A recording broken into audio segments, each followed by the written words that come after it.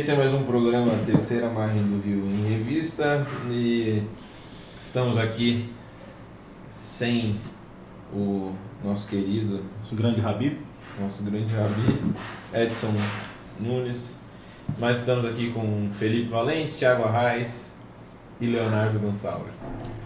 Eis dos prontos. Hoje vamos falar sobre o quê? Hoje vamos falar sobre a verdade. Hoje a gente só vai falar a verdade. O que é a verdade? Então... Não, porque eu tenho a minha verdade. É verdade, por exemplo, que... Não, vou falar não.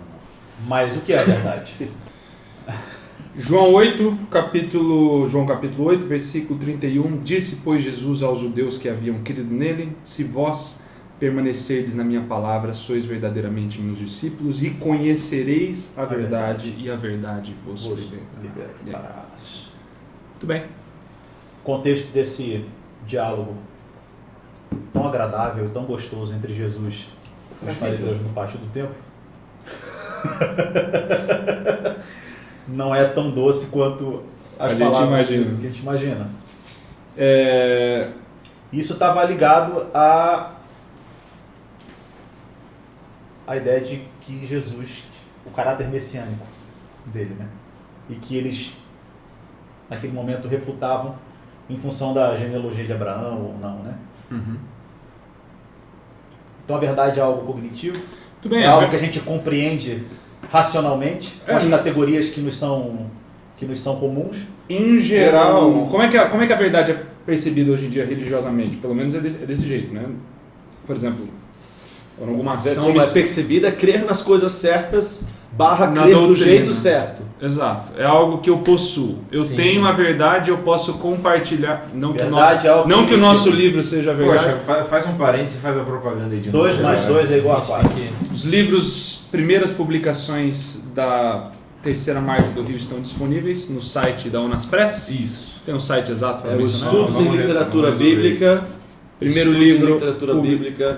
livro, Nosso Criador e Redentor, Introdução à Teologia Bíblica da Aliança. La Rondelli, do Hans K. La Rondelli. Livrão. Introdução à Teologia Bíblica da Aliança. Esse é o jeito que a gente fala. Agora fala do jeito correto, Léo, por favor.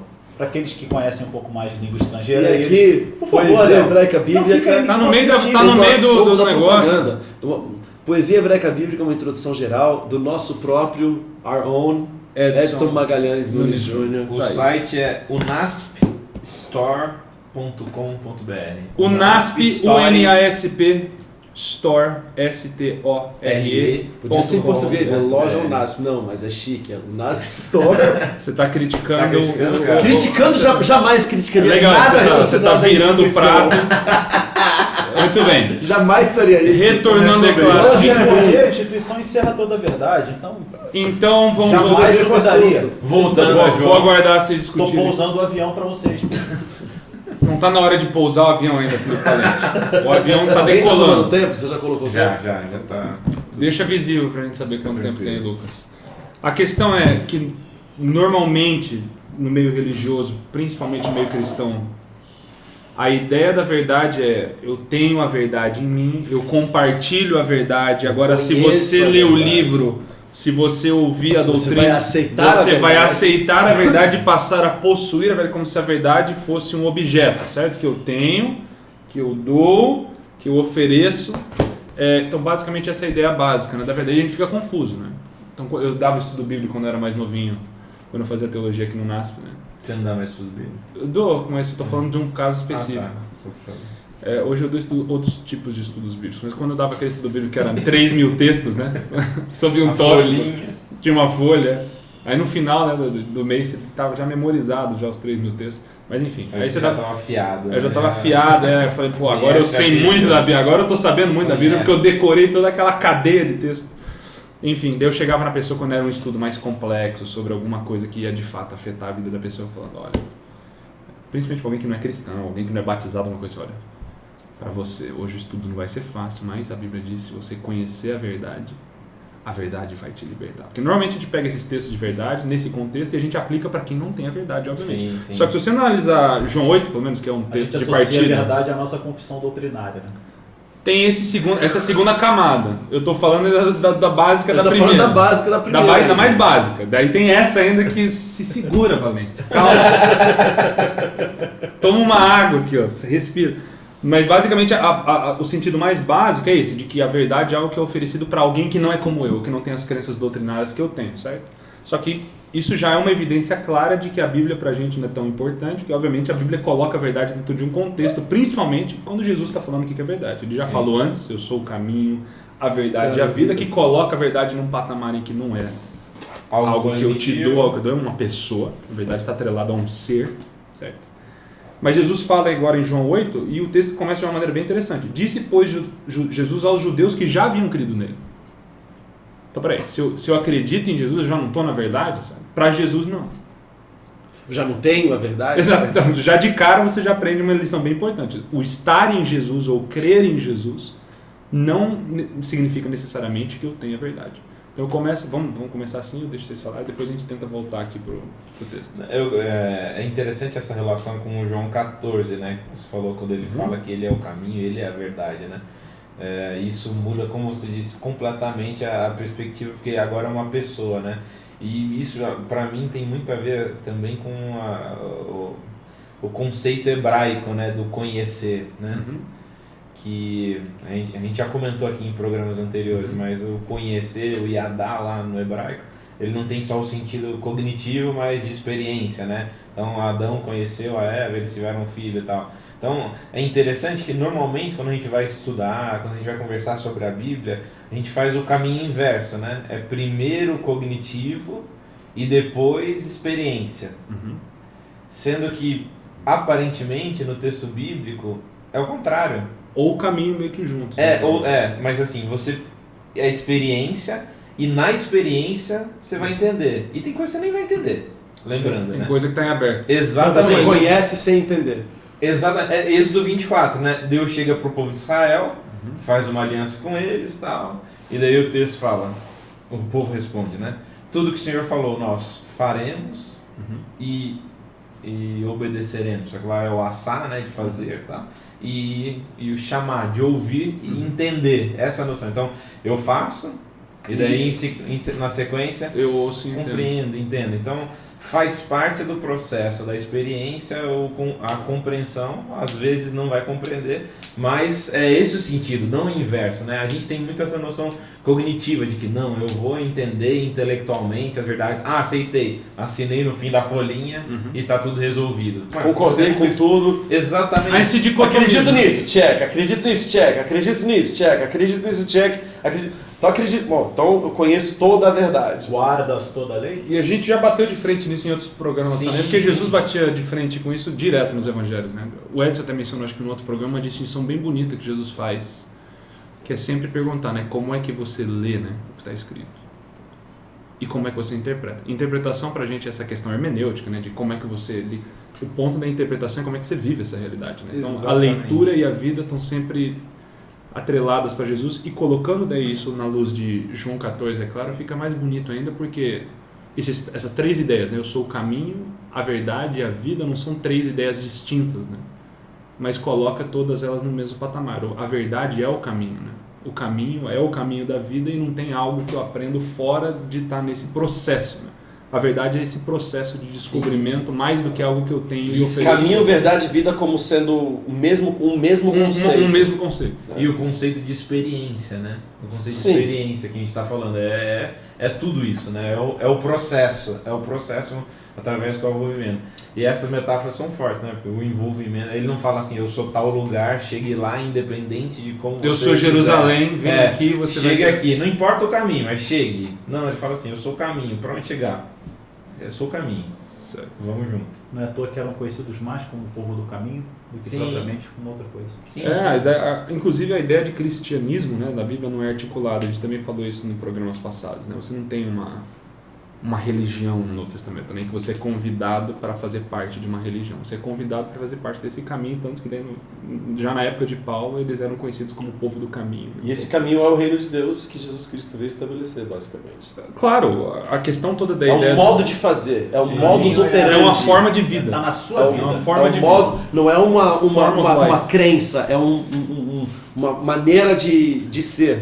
É uma crença Que é uma maneira que está ligada a uma forma de vida. Que não é dissociar, exatamente. Então, hoje... Basicamente assim, a única verdade que você conhece é a verdade que você vive. Podemos dizer isso? Dentro desse conhecimento, do conhecimento... A única verdade que você conhece é aquela que você vive. Se você articular baseado na definição bíblica, sim. Sim. Porque a verdade, ela coaparece com a forma de vida. Sim. E não necessariamente... Então, voltando ao aspecto cognitivo de vida. A verdade... eu entendo essa verdade, mas eu não vivo essa verdade. Então você não entende. Se você não vive, Você não nunca entende. entendeu. Na sala de aula eu sempre Aquela menciono. distinção, você cola na música lá do Gabriel, cola as duas coisas do ser e obedecer, né? Quer dizer, a obediência não está dissociado da sua vida, né? Você só existe porque a sua vida é uma resposta, é um ato de obediência. Não existe diferença entre ouvir e, né? Uhum. O cara ouviu, se ouviu é porque ele fez, entendeu? A gente separa as coisas, né? Naturalmente. A religião é Naturalmente. construída na separação. Hoje em dia o cristianismo pra gente é um conceito e não uma forma de vida, né? Você pode ser cristão em casa, na igreja, certo? No local, nas paredes do lugar santo, e ser um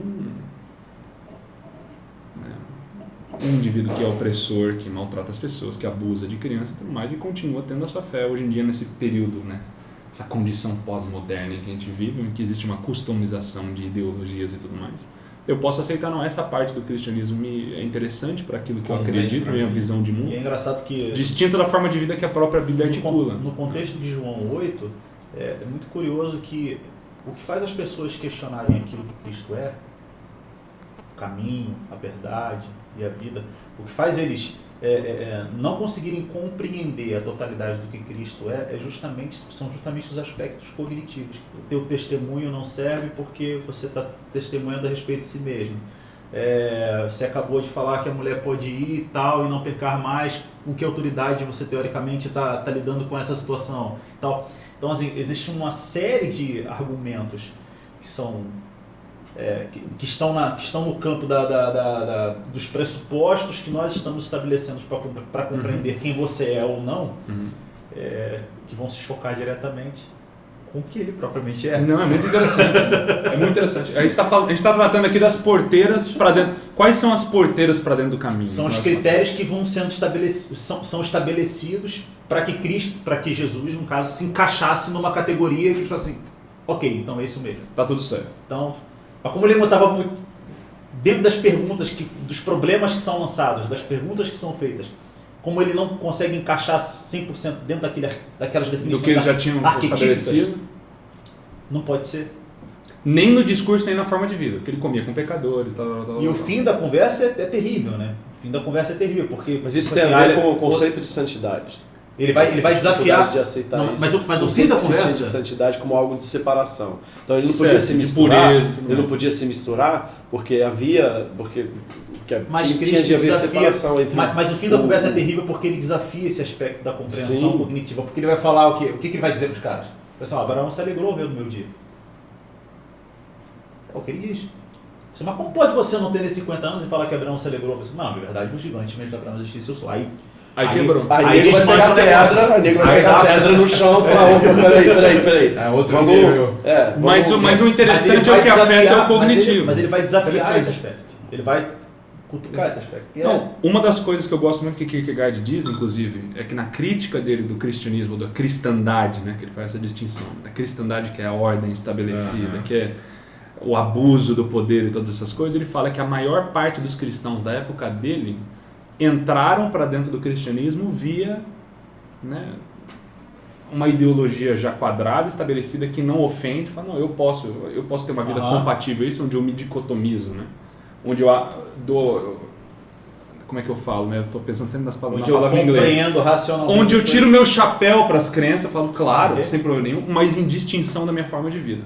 Okay. Então, o que é basicamente muito semelhante ao nosso contexto hoje em dia, onde você aceitou a doutrina, você fez o checklist que o Léo mencionou, você está dentro, certo? Se você bate na sua esposa, tem um acompanhamento. Nenhum batismo hoje em dia acontece da seguinte maneira, por exemplo, você entendeu o estudo? Legal. Agora a gente vai colocar você junto com o indivíduo ou que deu o estudo alguma coisa para você passar, por exemplo, o próximo ano com ele, para ele ver como ele vive, como ele trata os funcionários, para você entender que aquilo e que até ele ninguém entendia... quer isso. Porque Não, e ninguém quer. Nem o cara que dá o estudo, nem o cara... Ninguém quer saber disso, porque eles querem que seja cognitivo. Então Kierkegaard, ele chuta a porta aberta nessa faça questão. Faça o que eu digo, não faça o que eu faço. Perfeito. Então Kierkegaard, ele põe o dedo nessa ferida e fala o que nós temos na Bíblia, de fato, a porta de entrada para dentro do cristianismo, essa talvez seja uma das ideias mais lindas de Kierkegaard, é a possibilidade da ofensa.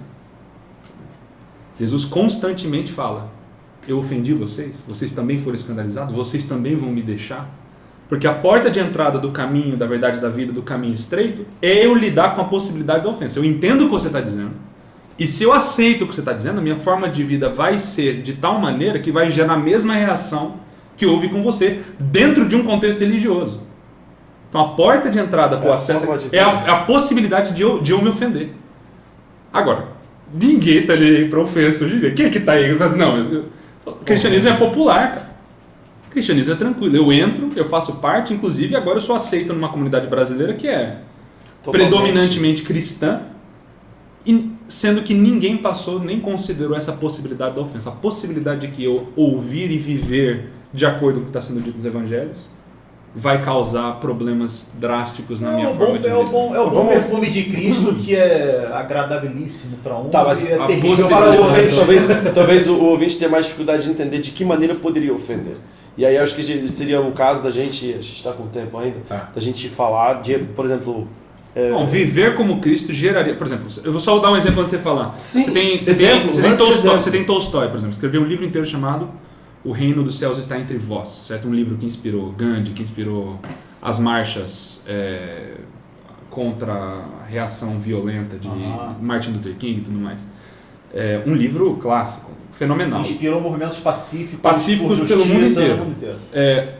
Basicamente, o livro inteiro de Tolstói, que a gente recomenda, é um livro fantástico, ele articula o que seria, né? Se a gente aderisse a um mandamento de Jesus. Mas é russo, cuidado.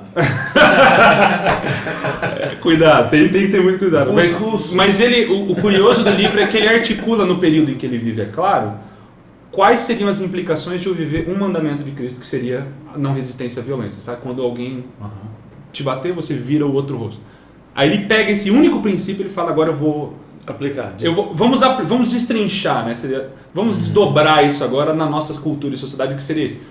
Você fica de cara com as implicações, que basicamente você vira quando você lê o livro inteiro, no final disso você chega a uma conclusão básica: você se torna uma ameaça à sociedade. Sim. Porque você não pode mais se afiliar ao governo, que mantém soldados que fazem guerra em outro lugar, você não pode receber dinheiro ou alguma coisa que vem do mesmo governo, você não pode se enlistar à guerra. Basicamente você cria uma ruptura, você cria uma traição à tradição, como alguns gostam de dizer de alguma maneira, e vira um problema na sociedade. Então esse é o tipo de ofensa. Só que obviamente hoje em dia o cristianismo é distinto dos evangelhos em muitos aspectos. Em muitos aspectos, é claro, está em continuidade, a gente pega os símbolos, a retórica e tudo mais, mas a possibilidade de ofensa, que é a sombra, a gente meio que contorna isso. Eu acho que um exemplo bom também, bíblico, dessa questão da ameaça. Falar bíblico, você citou Tolstói. Então Tolstói é legal, mas vamos agora para o exemplo bíblico. É isso, Léo, muito bem. Excelente. Aproveita e cita C.S. Lewis para poder equilibrar. Equilibrar, que eu citei para equilibrar, mas o autor de direito. Mas Tolstói é tranquilo. Tolstói é tranquilo. Os russos, de maneira geral, eles não... tranquilos. Eles são... Os russos, claro, são bons. Pré-revolução 1918. Não vamos entrar nessa assunto. Vai, Léo, segue firme. Não, o episódio, acho que do Jovem Rico, é um bom exemplo das implicações de como...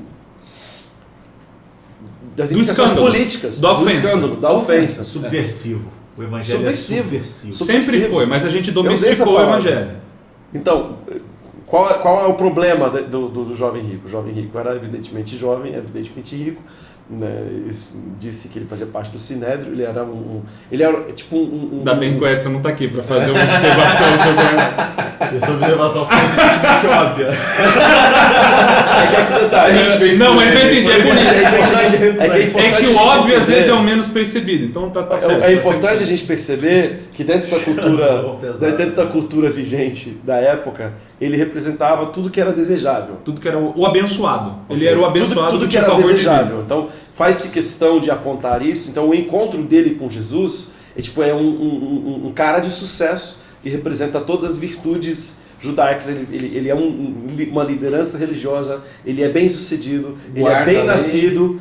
E é esse encontro. Tem conhecimento da lei, pelo menos. Ele sabe ler, ele sabe ler, né? Não, muito bem. Sabe de cor, sabe do que está falando, sabe responder biblicamente. Sabe os textos de cor. Para as pessoas que estão assistindo esse diálogo, é um encontro assim. Falei, puxa, eu gosto de Jesus, eu gosto desse jovem, vai ser legal ver os dois se juntando né, tipo, um representa tudo que é. Porque assim, cada cultura cria o que é desejável, né? Sei lá, o ícone maior da cultura brasileira é o jogador de futebol, talvez, né? O campeão mundial de Copa do Mundo, etc. Ou um cantor que canta nas músicas de filmes. Então, isso é mais nos Estados Unidos. O rockstar, ou o ator de Hollywood, é mais uma figura... mas aqui também o ator da Globo, uma coisa assim. Mas muito menos, certo. Infinitamente menos, né? Aqui, por exemplo, um ator da Globo parar um shopping não vai parar. É um jogador de futebol que tem essa extensão de influência. Tá, mas segue o seu ponto. Aí a gente tem um não diálogo, ou um diálogo muito ruim, né? Porque Jesus recebe muito mal um cara que ele deveria receber bem. É que isso é uma coisa muito louca nos dias de hoje. Ele recebe bem quem ele deveria receber mal, muitas vezes, né? Há exemplos também. Mal e bem, assim, é um negócio complexo. Mas eu entendi. E aí o diálogo que se dá é falar, o que eu devo fazer para ser salvo? Começa com a pergunta errada, né? O que eu devo fazer para ser salvo? Aí Jesus desmerece. Você fala, guarda a lei. Você quer fazer? Guarda a lei. Aí mas eu guardo a lei. Mas ele pergunta, mas que lei? Essa pergunta é uma pergunta técnica. Uma pergunta, que lei? É técnica, porque existem muitas leis, né? Estou falando que tem o Pentateuco inteiro ali, tem Levíticos inteiro. E aí Jesus aponta diretamente com a resposta dele, ele aponta para Levíticos 19. Né? Porque quando ele fala assim, honra teu pai e tua mãe, faz isso, aquilo, tal, e ama teu próximo como a ti mesmo. Que a gente sempre pensa que isso é um conceito do Novo Testamento. Ama teu próximo como a ti mesmo é um conceito do Novo Testamento. Mas não, isso é Levíticos 19. É um pressuposto, né? Ele chama para Levíticos 19. Aí ele fala, não, mas eu guardo isso. Só que não guarda. Por que não guarda? Porque Levíticos 19 também é o capítulo que fala sobre justiça social. É o capítulo em que Deus estabelece para o povo de Israel a impossibilidade de haver o super rico e o super pobre. Né? Por quê? Porque é o capítulo que tem as leis do ano sabático, tem a lei do jubileu, que é só explicando também para as pessoas, o ano jubileu, a terra foi dividida quando Israel toma posse da terra. Terra dividida? A terra é dividida. Isso é coisa de... Isso é coisa de comunista. Então, a distribuição de terra, todos têm direito à terra, tá? E você, sei lá, a pessoa administrava mal, perdia a terra, se endividava, tinha que vender a terra. Só que essa terra voltava para ele depois, né, de 50 anos, 49 anos. Né? Inclusive o valor da terra era calculado em cima de quantos anos ainda faltava até chegar o ano do jubileu, onde que tudo era devolvido. Ou seja, cada geração de 49 anos e 50 anos, cada um tinha a possibilidade de recomeçar do zero. Voltava, estaca zero, igualava tudo. A economia. Igualava a economia.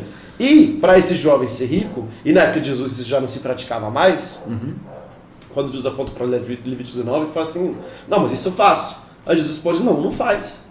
Se fizesse, vendia tudo que você teria e dava aos pobres. Certo. E aí ele vai embora. Por quê? Porque as implicações econômicas, você desestruturar a economia. No capitalismo isso é impossível, no caso. Mas num sentido mais básico desse texto, o que Jesus está fazendo é basicamente, eu ouço o que você está dizendo, certo? Eu ouço o que você entendeu e você leu, mas me mostra a forma de vida, certo? Sim. Onde é que tá, Como é que isso é o que ele desenvolve fala na na sua sua vida? como é que tá na vida? E o ponto é que essa pergunta se estende a todos nós, né? O nosso conhecimento, dos textos que a gente decorou, da nossa religiosidade, que na Bíblia não é algo negativo, você ser um religioso. O ponto é, que forma de vida é essa? E engraçado, voltando a João 8, antes de a gente fazer as considerações finais, eu comecei lendo disso, e depois diz aos judeus que já haviam crido, então crença não é ter a verdade, mas é necessário.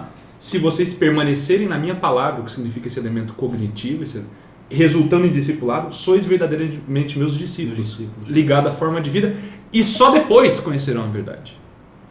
Então a verdade coaparece nesse processo, né? No processo de permanecer. De permanecer e de viver. Que já é, permanecer é viver. Permanecer e viver. Do cognitivo unido à prática. Então normalmente a gente pega, como eu disse no começo, esse texto e joga para quem não é. Mas esse texto se aplica a todos nós aqui. A verdade, primeiro você conhece a verdade, depois o liberta, como sendo, mas na verdade, dentro desse contexto de João 8, é o final de um processo. O final de um processo, que é recorrente. Que não é algo que... Isso aparece tanto na nossa vida, cara, porque é muito fácil a gente, por exemplo, apontar isso em situações mais graves, como por exemplo, o cara que é pedófilo e tal, ou que bate na mulher e tal, e vai lá pra igreja e tal, sei lá. Beleza, isso aí é o clássico, né? O cara que tem a vida dupla. Mas, cara, até quem não tem exatamente uma vida dupla, vive uma vida tipo, com integridade e tal, procurando fazer o bem pelas pessoas e tal, essas coisas aparecem muito na vida das pessoas que também vivem essa realidade desse jeito. Porque, cara, a gente, o tempo inteiro, a gente tenta separar um negócio do outro. O tempo inteiro. E isso vai, por exemplo, me ocorreu aqui, né? Eu fiquei pensando nisso. Isso tem relação, por exemplo, com quando a gente vê um cara, por exemplo, prega alguma coisa e tal, fala alguma coisa lá que... E aí a pessoa simples da igreja entende lá dentro da realidade dela e ela dá uma opinião, por exemplo, sobre o que está sendo falado numa lição de escola sabatina e tal, numa discussão. E fala assim, a pessoa tem uma visão limitada do evangelho, né? Uma pessoa tá equivocada na forma como ela compreende as coisas e tal. E aí você vai para a forma de vida daquela pessoa.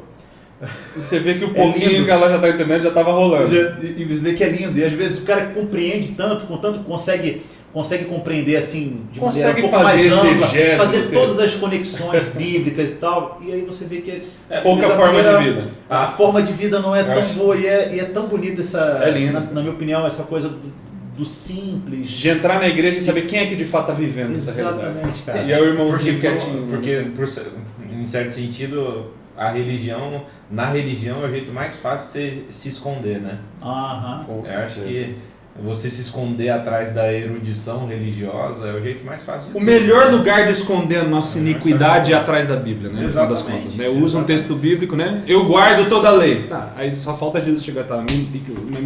Jesus chega para os intérpretes da lei. Ele esconde, assim, o jovem rico esconde a iniquidade dele atrás da lei, basicamente isso que acontece. Ele fala, vocês conhecem tudo, ok, mas vocês não encostam um dedo no seu próximo. Vocês carregam os outros como fardos, mas vocês não encostam um dedo neles. E aí? E nesse aspecto, não entram pela porta de entrada do reino e bloqueiam a porta para os outros que vêm atrás.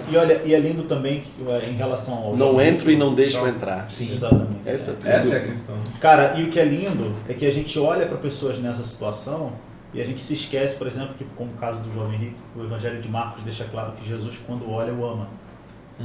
Se compadece. O amor, ele se compadece dessa condição dele de separar coisas que não são separáveis, né? E acho que é boa notícia para todos nós, né? Que nós somos ele é duro conosco nessa nossa maneira tacanha de compreender a verdade, mas mesmo assim... Mas ele é duro com quem precisa ser duro para que seja... Sempre é pedagógico. Sim, sempre é pedagógico. Nunca é... A dureza, entre a aparente dureza de Cristo, ela não é para rejeitar, ela é para aproximar. Sim. Tudo bem. Verdade, forma de vida, possibilidade de ofensa. Você ia falar mais uma coisa, não? Não, é isso. Porque, na verdade, a verdade é o seguinte. Na verdade, a verdade é o seguinte? Foi bem pleonástico. Foi fantástico. Jesus tratou os excluídos da maneira que ele precisava tratá-los para eles se sentirem incluídos. E os dominadores que se sentiam incluídos precisavam ser tratados daquela maneira, com dureza, para eles não se sentirem detentores, para eles não se sentirem donos.